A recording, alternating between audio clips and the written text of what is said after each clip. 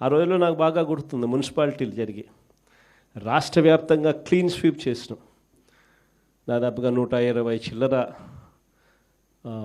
Elections clean sweep అయిపోయిన తర్వాత కూడా కేవలం 2 చోట్ల మాత్రం, తాడిపత్రిలో అయితే నాకు బాగా నెంబర్లు కూడా గుర్తున్నాయి. వాళ్ళకు 18, మనకు 16. కేవలం మనకు వాళ్ళకు తేడా 2. మన ఎమ్మెల్యే అన్నాడు లాగేద్దాం సార్ అన్నాడు. నా దగ్గరికి వచ్చి లాగేద్దామన్నాడు. ఎమ్మెల్యే నేను హౌస్ అరెస్ట్ చేయించిన, నేనే స్వయంగా మన ఎమ్మెల్యేని హౌస్ అరెస్ట్ చేశాడు. ఎన్నిక సవ్యంగా జరిగించిన.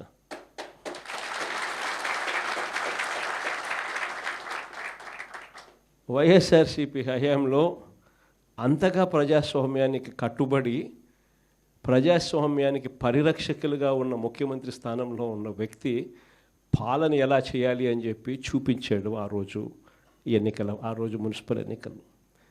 ఈరోజు ఏం జరుగుతూ ఉంది? దగ్గరుండి ప్రజాస్వామ్యాన్ని ఖూనీ చేస్తూ ఉన్నారు. దగ్గరుండి ముఖ్యమంత్రి స్థానంలో ఉన్న వ్యక్తి కుప్పంలోనే ఇదే పని చేస్తూ రాష్ట్ర వ్యాప్తంగా ప్రతి చోట కూడా ఇదే చేయమని చెప్పి తన ప్రతి ఎమ్మెల్యే అభ్యర్థికి తన నియోజకవర్గాల్లో ఉన్న వాళ్ళందరికీ కూడా ఇదే మాదిరిగా ప్రోత్సహిస్తూ ప్రజాస్వామ్యాన్ని దగ్గరుండి ఖూనీ చేస్తూ ఉన్నారు.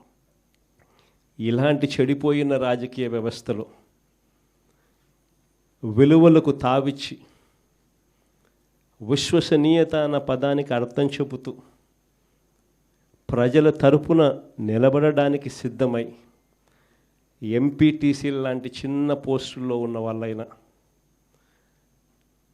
కౌన్సిలర్ల వంటి చిన్న పోస్టుల్లో ఉన్న వాళ్ళైనా, జెడ్పీటీసీల వంటి చిన్న పోస్టుల్లో ఉన్న వాళ్ళైనా, ఏకంగా చంద్రబాబు నాయుడు గారి ముఖ్యమంత్రి స్థానంలో ఉన్న వ్యక్తికి కూడా, అయ్యా చంద్రబాబు, రాజకీయాలు నీ మాదిరిగా కాదు చేయాల్సింది, మమ్మల్ని చూసి నేర్చుకో అని చెప్పి చంద్రబాబు నాయుడికి గుణపాఠం చెప్పే పరిస్థితిలో రాజకీయాలు చేసిన మీకు హ్యాట్స్ ఆఫ్ చెప్తూ సెల్యూట్ చేస్తా ఉన్నా.